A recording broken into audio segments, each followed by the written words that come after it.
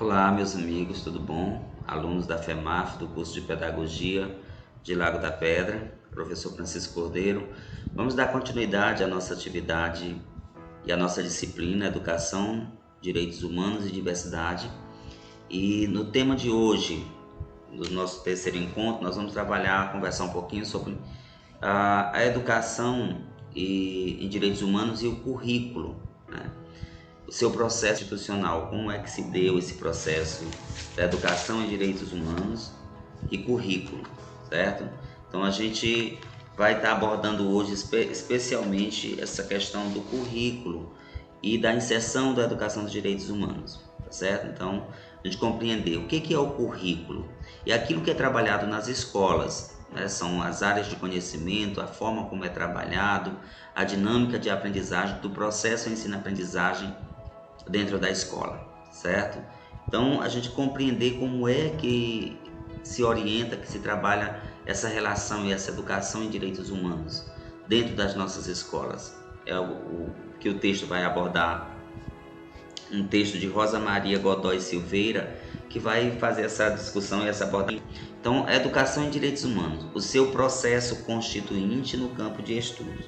Então, originalmente, a gente vai observar que essa educação em direitos humanos, ela passou e se consolidou, sem nenhuma dúvida, por uma constante luta pela liberdade de conhecimento, de trabalho, de vida, de ter direito à vida, de ter direito a uma sociedade melhor, ao meio ambiente melhor. Então, a educação em direitos humanos, ela passa nesse processo de luta pela liberdade.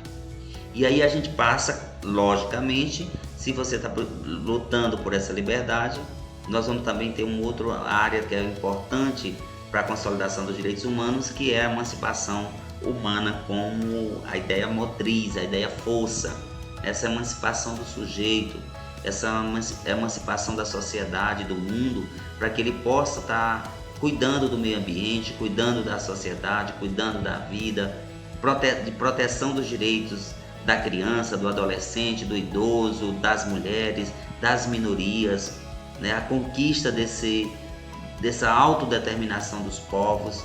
Nós vamos também estar consolidando esses direitos humanos na luta pelos direitos a melhores condições de trabalho, de salários e de vida.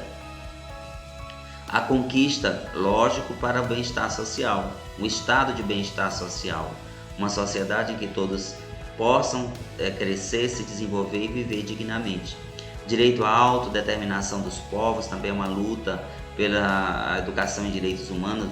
Na realidade, é uma luta dos direitos humanos. Cada povo tem o direito de viver e de educar suas gerações da maneira que melhor lhe convém. E aí a gente tem o direito ao desenvolvimento extensivo a todos os países. A educação em direitos humanos e o seu processo instituinte como campo de estudo. Então, qual é o campo de estudo dessa educação em direitos humanos, né?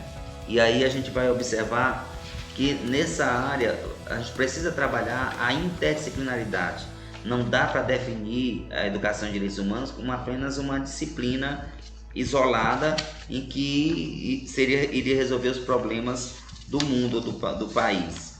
Nós precisamos pensar a educação como um processo universal. E essa constituição da educação em direitos humanos para a emancipação do sujeito, é importante a gente pensar a educação em direitos humanos como um processo universal. Então a gente vai ter essa compreensão quando do campo de estudo da educação em direitos humanos, quando a gente passa a observar as constantes agressões à vida, as péssimas condições de trabalho em que as pessoas viviam, falta de moradia, exclusão social, violência. Tudo isso acaba provocando esse campo de estudo. O que a educação em direitos humanos vai se ocupar? Qual é o objeto dessa educação em direitos humanos? É justamente as violações dos direitos básicos do ser humano, de cada ser humano, de cada sujeito, de todo o mundo.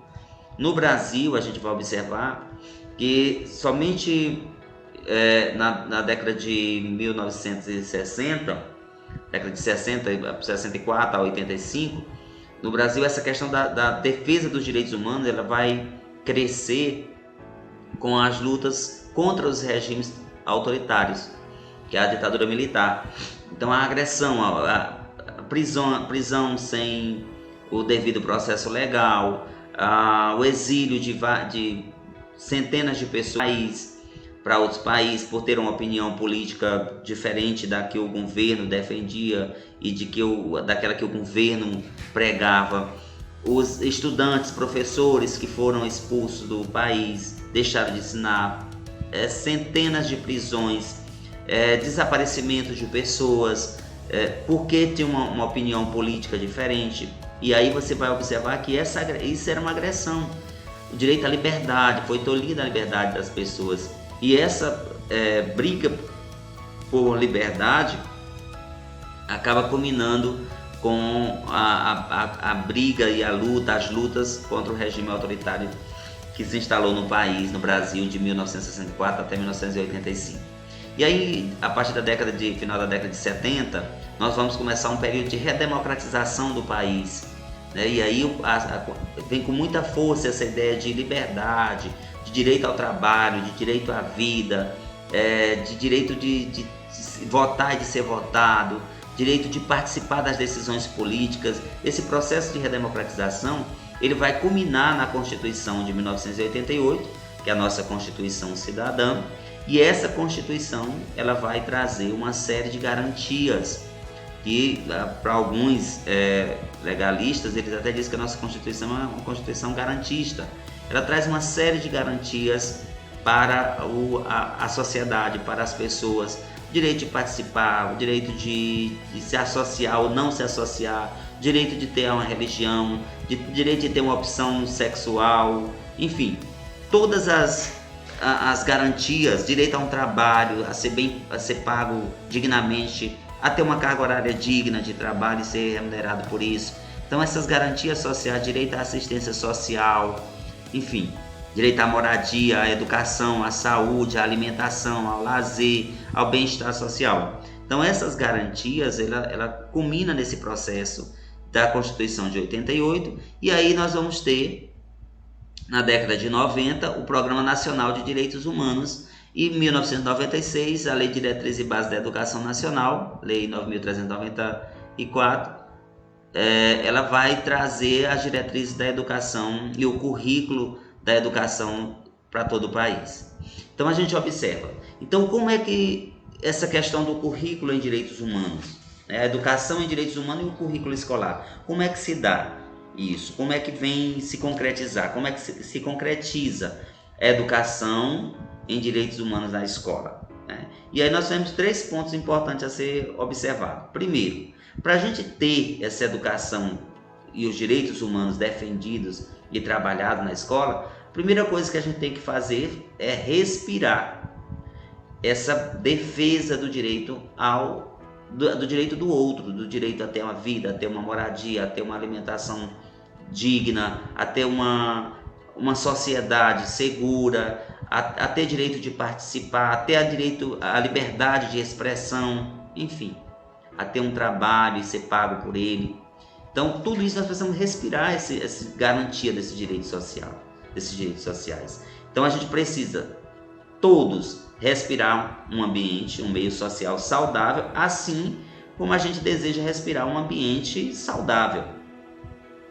Um segundo ponto para que a gente tenha uma educação em direitos humanos imbuídas no processo do currículo escolar nas nossas escolas de todo o país, é que os nossos projetos político-pedagógicos de nossas escolas, eles precisam definir claramente a dimensão dos direitos humanos, como formação ético-política na formação do cidadão ou da cidadã.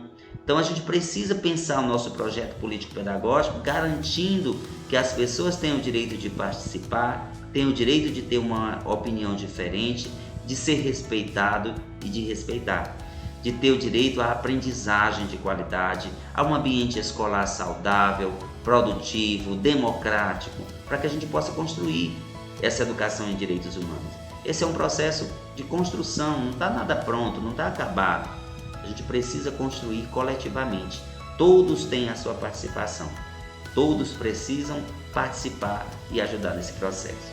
E um terceiro ponto importante nessa instituição do currículo escolar com a educação em direitos humanos é que a educação em direitos humanos ela deve permear o currículo formal. Qual é o currículo formal? Aquele que trabalha os conhecimentos de língua portuguesa, da linguagem, da matemática, das ciências exatas, das ciências sociais. Dentro desse currículo formal, a educação ela deve permear todas as áreas do conhecimento. Ela precisa ser interdisciplinar. Não dá para a gente simplesmente implantar uma disciplina, uma área de conhecimento dizendo isso aqui vai ser trabalhado educação e direitos humanos. Todos nós, todos os profissionais da educação, todas as pessoas precisam respirar os direitos humanos, a defesa dos direitos humanos, a construção da defesa desses direitos humanos. A gente precisa estar imbuído desse espírito de que todos nós somos partícipes desse processo. Caso contrário, a gente não vai ter êxito. E a gente observa então que quando a gente pensa na educação em direitos humanos dentro da sociedade, dentro da escola, nós temos um longo caminho a percorrer, mas todos nós temos uma parcela de participação. Todos nós precisamos estar imbuídos desse espírito de que todas as pessoas têm direito à vida, têm direito à alimentação, têm direito à educação de qualidade, têm direito a um ambiente seguro e uma sociedade segura, têm direito a participar, têm direito de votar e de ser votado, têm direito a trabalhar e receber pelo seu trabalho, têm direito a uma formação social e escolar digna para que possa viver na sociedade e se desenvolver. Espero que vocês tenham compreendido. O processo agora, a etapa agora é fazer a leitura do material, compreender. O destaque que eu quero que vocês façam é a compreensão do que seja o currículo formal e como que pode ser trabalhado essa inserção da educação em direitos humanos. Não é uma coisa para o futuro, pessoal. Isso já é para acontecer nas escolas. Vocês se deparam com isso? Vocês acreditam que na escola em que você trabalha, em que você estudou, essa defesa dos direitos humanos ela é clara? Você já compreendeu, se você é professor, está atuando na área, você já compreendeu o processo pedagógico da sua escola? Como que o currículo está estruturado? Como que a dimensão política, social, ética da construção da cidadania está estruturada dentro do projeto político-pedagógico da escola? Como é que está estabelecido o currículo, o currículo oculto e as relações sociais dentro da escola, seja entre alunos e professores, aluno e professor, professor e professor, escola e comunidade. Você defende o direito à educação como um princípio basilar para a construção de uma sociedade melhor? O que você tem feito? Qual a sua tarefa nesse processo?